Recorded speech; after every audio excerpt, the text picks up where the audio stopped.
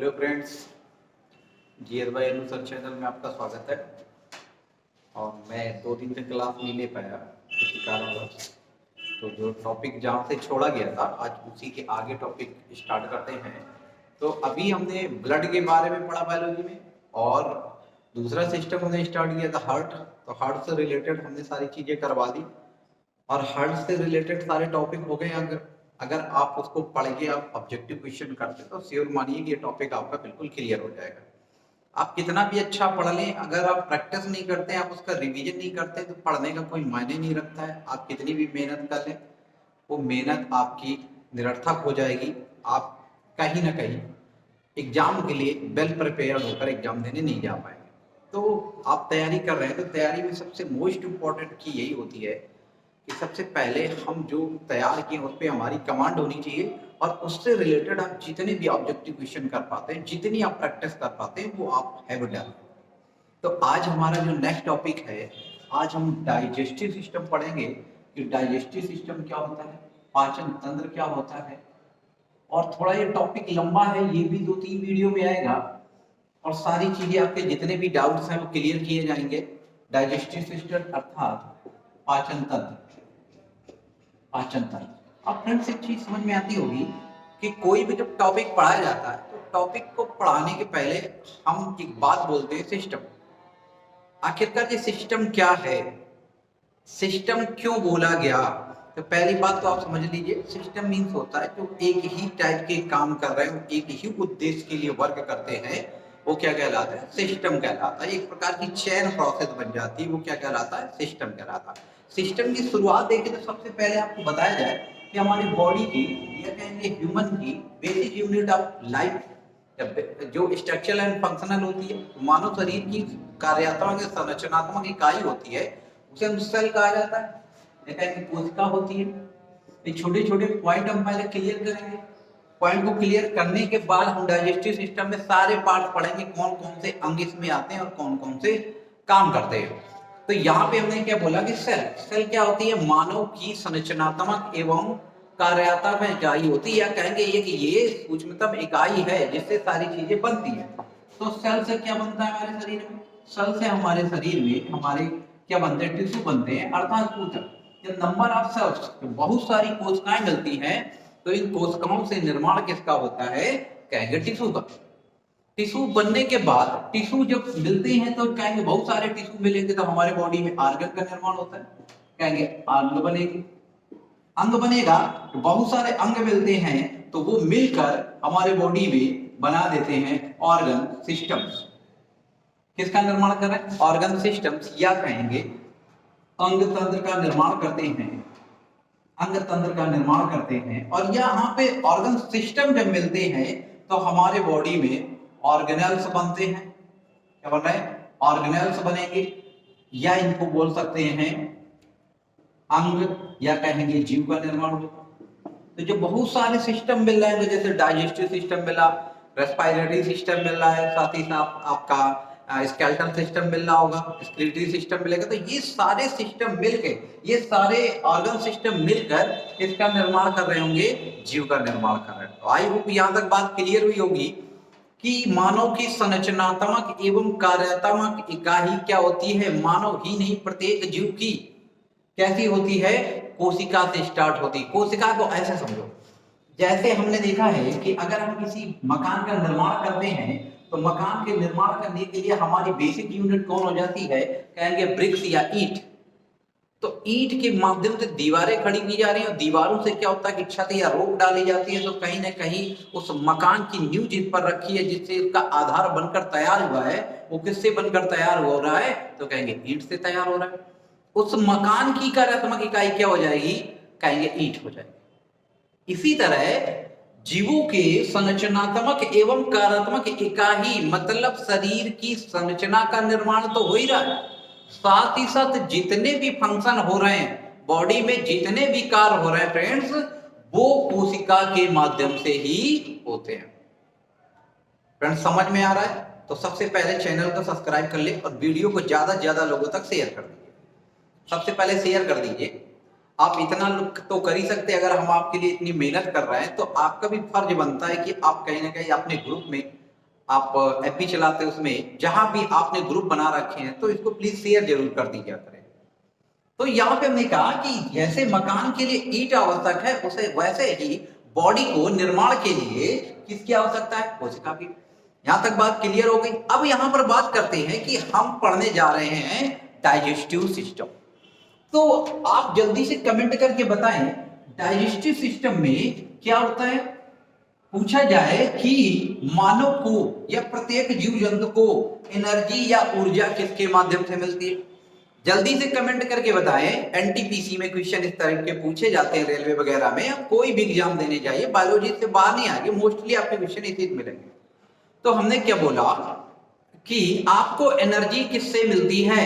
30 second का समय friends, जल्दी से कमेंट करें एनर्जी किससे मिलती है, जल्दी से बजाएं एनर्जी किससे मिलती है। तो आपका आंसर बिल्कुल सही आ रहा है कि एनर्जी हमें भोजन के माध्यम से मिलती है, या कहेंगे फूड के माध्यम से मिल रही।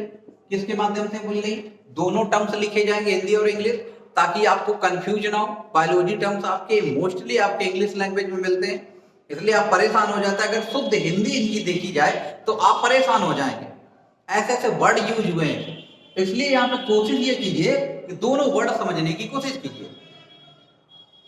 तो यहाँ पर बात क्लियर है, भोजन के माध्यम से हमें क्या मिलता है, भोजन के माध्यम से हमें एनर्जी मिलती है। समझ में आ रहा हो, भोजन से एनर्जी मिलती है। अब दुनिया की XYZ कुछ भी चीजें खा लीजिए, कुछ भी चीजें आप खा के देखिए, 3 चीजें ही खा रहे होंगे मोस्टली। 3 चीजें कह रहे हैं, तुम तो कहते हो बहुत सारी खाते हैं। जैसे आप चपाती खाते हो, रोटियां खाते हो, सब्जी खाते हो, मिठाई खाते हो, दूध पीते हो, बहुत सारी चीजें खा रहे हो, मिल रही होंगी मोस्टली 3-4 चीजें। ऐसा कैसे, ऐसे कि आप कुछ भी खाते हो तो हमें क्या मिलता है, कार्बोहाइड्रेट मिल रहा होगा। क्या मिल रहा होगा, कार्बोहाइड्रेट मिल रहा होगा। कार्बोहाइड्रेट को मिल रहा होगा, साथ ही साथ हमें कहेंगे मीठा खा रहे हो तो कार्बोहाइड्रेट मिल गया, और प्रोटीन मिल रही होगी। दाल वगैरह पल्सेस वगैरह खाते हो, दाल मिलती क्या मिलती, प्रोटीन मिलती। नॉन वेज खाते हो, प्रोटीन मिलती है। साथ ही साथ प्रोटीन के बाद क्या करते हैं, जो ऑयली चीजें खाते हैं उससे क्या मिलेगा, फैट मिल रहा होगा। फ्रेंड्स क्या मिलेगा, फ्रेंड्स आपको फैट मिल रहा होगा। ये 3 चीजें मोस्टली आप दुनिया की कुछ भी चीज खा लीजिए, आप फॉर एग्जांपल आप गिना के बताइए, हम बताएं कि आपको क्या मिलता है। आप कोशिश करके देख लीजिए, दुनिया की इन्हीं 3 चीजों में आपको कुछ ना कुछ मिल रहा होगा। रोटियां खा रहे हैं, गेहूं खा रहे हैं तो उससे क्या मिला, कार्बोहाइड्रेट। आपने आलू की सब्जी खाई, क्या मिला, कार्बोहाइड्रेट। दाल खाई, प्रोटीन मिल रहा होगा। आप पुड़ियां खाते हो, ऑयली चीजें खाते हो, उससे क्या मिल रहा है आपको, फैट मिल रहा है। ऑयल खा रहे हो, फैट मिल रहा है। मिठाई खाते हो, ग्लूकोज है, शुगर है, कार्बोहाइड्रेट मिल रहा है। आप सोच के देखो, कुछ भी खा रहे हो आपको इन 3 चीजों को ही प्राप्ति होती है। अब ये 3 चीजें क्या है, ये 3 चीजें जो होती हैं आपको याद रखना है, कार्बोहाइड्रेट होता है। कार्बोहाइड्रेट किस में टूट जाएगा, किसके प्रेजेंस में, ये अभी सारे नाम बताएंगे। ये कैटालिस्ट के या कहेंगे एंजाइम की उपस्थिति में, एंजाइम की उपस्थिति में ग्लूकोज में टूटेगा। ग्लूकोज किस में विखंडित हो जाएगा, ग्लूकोज आपका विखंडित हो गया ग्लाइकोजन में। अब अच्छे से समझ लीजिए, हर एक टॉपिक, हर एक पॉइंट आपको क्लियर कराया जाएगा। तो हमने कहा कार्बोहाइड्रेट खाया, कार्बोहाइड्रेट किस में विखंडित हो गया, ग्लूकोज। ग्लूकोज से क्या बन रहा है, ग्लाइकोजन बन रहा है। अभी हमने कहा प्रोटीन खाई, तो प्रोटीन किस में बन गई, पेप्टोन में टूट गई, पेप्टोन में, या कहेंगे पेप्टाइड में कन्वर्ट हो गई। और ये पेप्टाइड किस में बदल गया जाके, कहेंगे अमाइनो एसिड में, अमाइनो एसिड। फ्रेंड्स को समझ में आ रहा है तो सेशन को शेयर कर दीजिए ज्यादा से ज्यादा लोग। अमाइनो एसिड, फैट तो खा रहे हैं तो फैटी किस में होता है, ऐसे ऐसे बड़ी बड़ी ड्रॉप्स के रूप में होता है।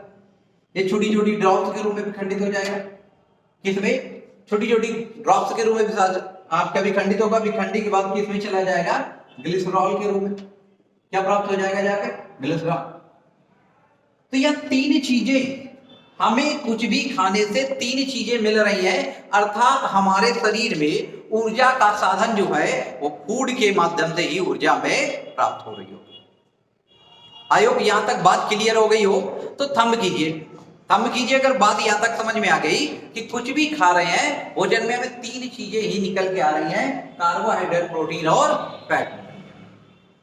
अब फ्रेंड्स आगे बात करते हैं कि ये एनर्जी, ये जो ऊर्जा बन रही है बॉडी में, ये एनर्जी किसके माध्यम से शरीर में पहुंच रही है और कहां निर्माण हो रही है। ये छोटे छोटे टॉपिक पहले हम कंप्लीट करेंगे, उसके बाद डाइजेस्टिव सिस्टम के सारे पार्ट पढ़ाए जाएंगे।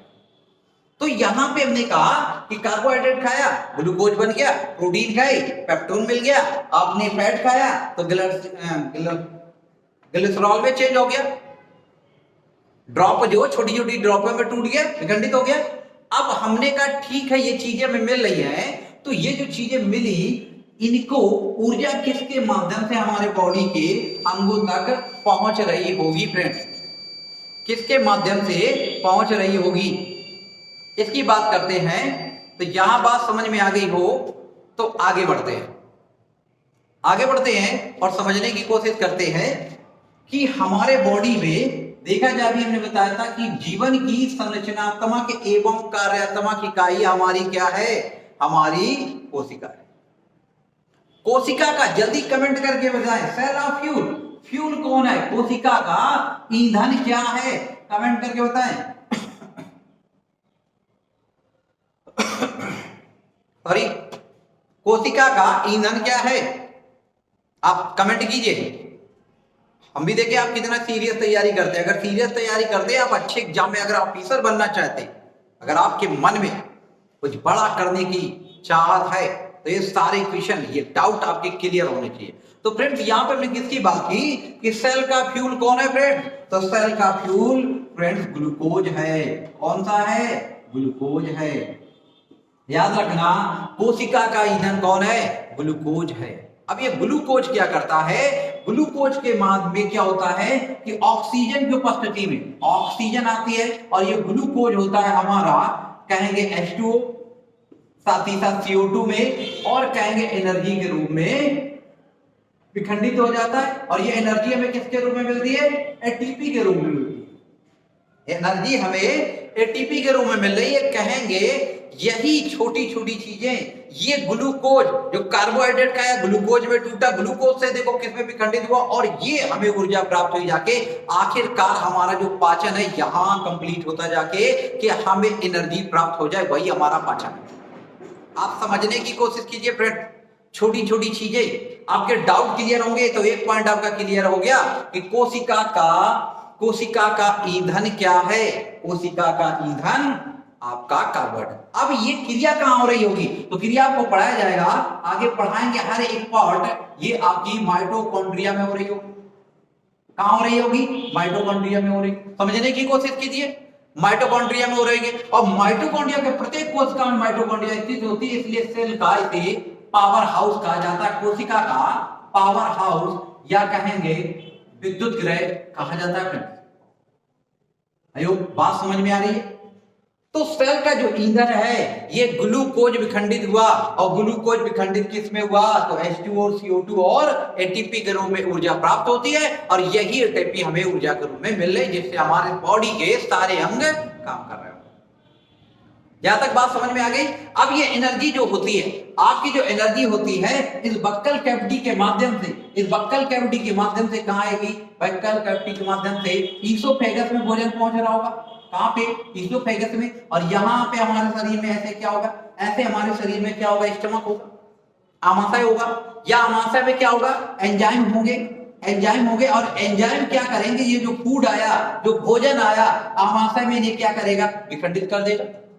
विखंडित करने के बाद यहां पे कहेंगे स्मॉल इंटेस्टाइन में जाएगा। स्मॉल इंटेस्टाइन में क्या होगा कि यहाँ पे गैस्ट्रिक जूस होगा, ये जूस में के भी एंजाइम होते हैं, और यहाँ पे आएंगे तो क्या होगा कि ये ग्लूकोज के रूप में विखंडित हो जाएगा। किसके रूप में टूट जाएगा, ग्लूकोज के रूप में। और ये ग्लूकोज किस में डिजोल्व होगा, किस में घुलेगा जाके, कहेंगे ब्लड में। और ब्लड के माध्यम से क्या होगा, बॉडी के सारे शरीर में क्या फ्लो हो जाएगी, एनर्जी फ्लो हो जाएगी। बात समझ में आई, बात समझ में आई तो थंब कीजिए कि यहाँ पे हमने भोजन खाया, ये भोजन बक्कल कैविटी से होते हुए हमारे आमाशय में आता है, आमाशय में एंजाइम के माध्यम से विखंडित हुआ और ग्लूकोज मिला। ग्लूकोज ब्लड के माध्यम से बॉडी के सभी अंगों तक पहुंचा, और हमें प्रत्येक कोशिका के माध्यम से क्या प्राप्त हो गई, एनर्जी प्राप्त हो गई। क्या प्राप्त हुई फ्रेंड्स, एनर्जी प्राप्त हुई। फ्रेंड्स सेशन पहले शेयर कर दीजिए सभी लोग, और जो नए फ्रेंड्स जो जुड़े हैं वो सबसे पहले चैनल को सब्सक्राइब जरूर करें। चैनल को फ्रेंड्स सब्सक्राइब जरूर कर लीजिए। तो यहां तक बात क्लियर हो गई कि ग्लूकोज ही ब्लड के माध्यम से हमारे शरीर के अंगों तक पहुंचेगा और यह माइटोकॉन्ड्रिया में जाके विखंडित होगा, और विखंडित होने से हमें क्या मिल जाएगी? एनर्जी मिल जाएगी। किसके माध्यम से? एटीपी के रूप में मिल जाएगी।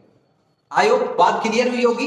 अगर क्लियर हुई तो थंब कीजिए और सेशन को ज्यादा से ज्यादा लोगों तक शेयर कीजिए, ज्यादा से ज्यादा लोगों तक शेयर कीजिए। अब हमने अभी एक वर्ड नाम लिया, एक वर्ड हमने नाम लिया एंजाइम्स। ये छोटे छोटे टॉपिक आपको पहले क्लियर करना है, फिर हमें डाइजेस्टिव सिस्टम को डिटेल से पढ़ना है। तो यहां पे हमने किसकी बात की? एंजाइम। कि आखिरकार एंजाइम होते क्या है? एंजाइम होते क्या है फ्रेंड्स? एंजाइम्स की बात करें कि एंजाइम क्या होते हैं, तो आपको याद रखना एंजाइम वो हैं जो जैव उत्प्रेरक के रूप में, किसके रूप में? जैव उत्प्रेरक या कहेंगे बायो कैटालिस्ट, कैटालिस्ट के रूप में काम करते हैं।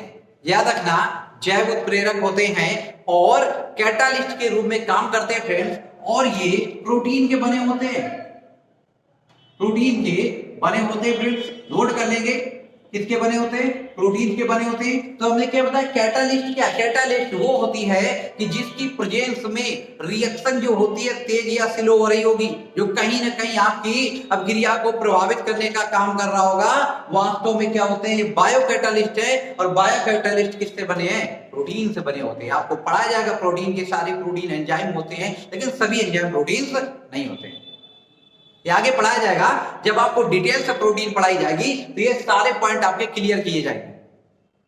तो यहां तक बात क्लियर हो गई कि जैव उत्प्रेरक होते हैं, प्रोटीन के बने होते हैं, और इनके लिए विशेष परिस्थिति, विशेष तापमान एवं पीएच मान पर निर्भर करते हैं। नोट कर लेंगे ये जो है ये विशेष तापमान, विशेष तापमान एवं पीएच पर, पोटेंशियल ऑफ हाइड्रोजन पर निर्भर करते हैं। फ्रेंड्स ये सिलेबस जो लेकर चल रहे हैं ये एनसीईआरटी से रिलेटेड है। आप कोई भी एग्जाम देंगे आपको ये नहीं फील होगा कि आपका कॉन्फिडेंस कहीं भी लूज नहीं होगा। अगर आप नोट्स बनाते जा रहे हैं, वीडियो को आपको पुश करके नोट्स बनाइए। आपको नहीं क्लियर हो रहा है बैक करके देखिए, और बैक करने के बाद सारे नोट क्लियर कर लीजिए। आप देखना आपके अंदर कितना कॉन्फिडेंस आएगा और एग्जाम आप ऐसे चुटकी में निकाल के आओगे। बस आप मेहनत कीजिए, दिन रात एक कर दीजिए, और आप सोच के देखिए फ्रेंड, अगर आप एक दिन पढ़ाई नहीं करते हैं, अगर एक दिन भी आप मौका गवा रहे हैं, तो आपका पार्टनर, आपका सहयोगी जो आपके कंपटीशन में सामने खड़ा है, कहीं ना कहीं वो एक दिन आपसे आगे हो गया, कहीं ना कहीं आपसे आगे हो गया और वो आपको बीट कर देगा। तो हमें रणनीति के साथ और टाइमिंग को मैनेज करते हुए सारी चीजें तैयार करनी है, और रोज एक आपको एक प्रैक्टिस सेट करना है। ये मान लो ये की है सक्सेस की। तो यहां तक समझ में आ रहा है कि जैव प्रेरक होते हैं, प्रोटीन के बने होते हैं, विशेष तापमान एवं पीएच पर निर्भर करता है। तो ये बात समझ में नहीं आई होगी, विशेष तापमान क्या होता है? फ्रेंड विशेष तापमान का मतलब होता है, जैसे आपसे कहें कि आप किस कंडीशन में पढ़ना चाहते हो, तो आप पहली बात कहेंगे बहुत अच्छी कोचिंग होनी चाहिए, ऑनलाइन सिलेबस देखने के लिए बहुत अच्छा टीचर होना चाहिए। दूसरी चीज, फिर घर में जहां पढ़ रहे हैं वहां पे एसी वगैरह लगी होनी चाहिए, वहां का तापमान या वहां का एटमॉस्फेयर ऐसा होना चाहिए जिससे पढ़ाई सके। तो विशेष कंडीशन है, विशेष कंडीशन, वही कंडीशन हमने किसकी बात की? एंजाइम की बात कर रहे हैं। इसलिए क्या जोड़ा गया? विशेष तापमान एवं पीएच पर निर्भर करते हैं। फ्रेंड्स अगर बात समझ में आ रही है तो थंब कीजिए। तो यहां तक बात क्लियर हो गई। तो हमने उत्प्रेरक देख लिए, एंजाइम के बारे में देखा कि एंजाइम क्या है, और साथ ही साथ हमने बताया कि बॉडी को एनर्जी कहां से मिल रही है, एनर्जी का काम क्या होगा, ये सारी चीजें देख रहे हैं। तो अब यहां पे बात करते हैं कि पाचन तंत्र में ऐसा क्या पाचन होता है जिसके बारे में हमें इतनी सारी चीजें पढ़नी। तो पाचन तंत्र का क्या मतलब होता है? कहा जाता है break down of the complex food material into the small, क्या करेंगे? Into the small food material with the help of enzyme. क्या बताया? इज कॉल्ड डाइजेस्टिव या डाइजेशन। बताया कि जो पार्टिकल होते हैं, जो कॉम्प्लेक्स जटिल मटेरियल है, जो कहेंगे जटिल कार्बनिक पदार्थ हैं, उनका एंजाइम की उपस्थिति में सरल कार्बनिक पदार्थों में टूटना पाचन कहलाता है। फ्रेंड्स, क्या कहलाता है? पाचन कहलाता है। आयु बात समझ में आ रही होगी। तो हमने क्या बोला, आप फूड की पाचन की सबसे पहले हमें डेफिनेशन पता होनी चाहिए, क्योंकि जो हम पढ़ रहे हैं उसके बारे में हमें अच्छे से पता होनी चाहिए। अगर कोई फ्रेंड्स आपसे बोलते ठीक है पाचन पाचन चिल्ला रहे, पाचन है क्या, तो आप बताएंगे पाचन क्या है? ब्रेक डाउन, दोनों चीजें लेके चलेंगे। ब्रेक डाउन, ब्रेक डाउन किसका ब्रेक डाउन करना है? फूड का। कैसा फूड? जटिल कार्बनिक पदार्थों का, जटिल सब्सटेंसेस का of the complex food materials किसमें टूट रहा है? Into the small food material, जो जटिल कार्बनिक पदार्थों का छोटे छोटे कार्बनिक पदार्थों में टूटना विद द हेल्प, किसकी मदद से? With the help of enzyme. किसकी मदद से? तो कहेंगे एंजाइम की मदद से। जटिल कार्बनिक पदार्थों का, जटिल भोज्य पदार्थों का सरल कार्बनिक पदार्थों में, सरल भोज्य पदार्थों में टूटना क्या कहलाता है? क्या कहलाता है फ्रेंड्स? डाइजेशन कहलाता है। आई होप बात क्लियर हो रही होगी। तो हमने क्या बताया, क्या लिखा? जटिल भोज्य पदार्थों का, हिंदी से लिख रहे हैं दोनों चीजें, जटिल भोज्य पदार्थों का सरल भोज्य पदार्थों में ऐसे लिख लो, जटिल भोज्य पदार्थों का एंजाइम की उपस्थिति में, एंजाइम की मदद से सरल भोज्य पदार्थों में टूटना पाचन कहलाता है। फ्रेंड जल्दी से कमेंट करके बताएं कि पाचन की क्रिया कहां होती है। एनटीपीसी का क्वेश्चन है कि मानव शरीर में पाचन की क्रिया कहां होती है। आप कमेंट करके बताएं कि मानव शरीर में पाचन क्रिया कहां होती है। जल्दी से बताएं कि मानव शरीर में पाचन की क्रिया कहां होती है। फ्रेंड्स 30 सेकंड का समय है। 30 सेकंड बहुत होते हैं। अगर आप अच्छे से तैयारी कर रहे हैं 30 सेकंड में तो 2 क्वेश्चन निपटा देंगे और ज्यादा ही। शेयर कैसा होता आता है तो जय हरिहर, और नहीं तो राम नाम तो है। तो अब जल्दी से बताएं, 30 सेकंड का समय है फ्रेंड्स। तो कहेंगे ये आपका पाचन कहां होता है? पाचन आहार नाल में होता है। फ्रेंड्स एनटीपीसी में क्वेश्चन पूछा गया था, इसलिए हमने बता दिया। पाचन कहां होता है? आहार नाल में होता है। फ्रेंड्स आई होप बात क्लियर हुई होगी। फ्रेंड्स कहां होता है? आहार नाल में होता है। आप क्लियर करके बताएं कहां पे हो रहा है? आहार नाल में होता है। फ्रेंड्स तो ये आपने डेफिनेशन जो लिखी आपने नोट कर लिया होगा। आप थंब कीजिए अगर नोट कर चुके। आगे चलते हैं। तो यहां पे आप समझ गए होंगे कि भोजन जो हम सीधे खाने के माध्यम से ले रहे हैं, ये सीधे पाचन नहीं हो रहा होगा। कहीं ना कहीं एंजाइम की मदद से भी ये छोटे छोटे पार्टिकल में विखंडित होकर जाके तब हमारी पाचन क्रिया पूर्ण होती। ऐसे नहीं कि आपने निवाला लिया और खा लिया, पाचन क्रिया पूरी हो गई। आप जो भोजन करते हैं उस भोजन में भी बहुत सारी चीजें होंगी। तो भोजन किसके लिए करते हैं? पोषक तत्व के लिए। पोषक तत्व या कहेंगे न्यूट्रिएंट्स के लिए क्या होना चाहिए? न्यूट्रिशन होना चाहिए। अब यहां पे बात करें न्यूट्रिशन सब्सटेंस क्या है, ये सब्सटेंसेस क्या है, तो कहेंगे वे पदार्थ, इसकी भी डेफिनेशन पता होनी चाहिए। वे पदार्थ जो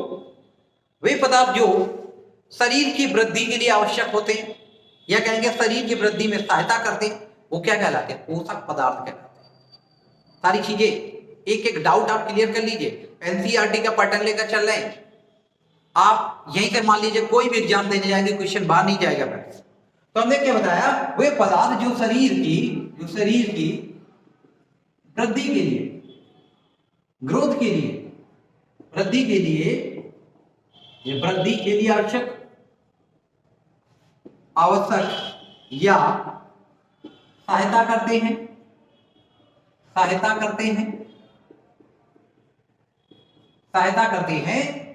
क्या कहलाते हैं? पोषक तत्व या कहेंगे पोषक पदार्थ कहलाते हैं, पोषक पदार्थ कहलाते हैं।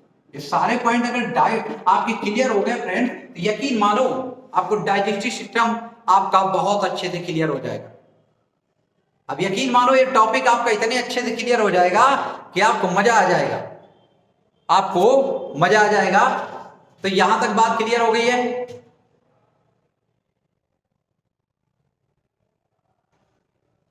अब चलते हैं आगे।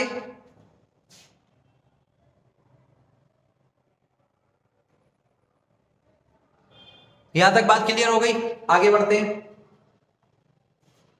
एक मिनट फ्रेंड्स,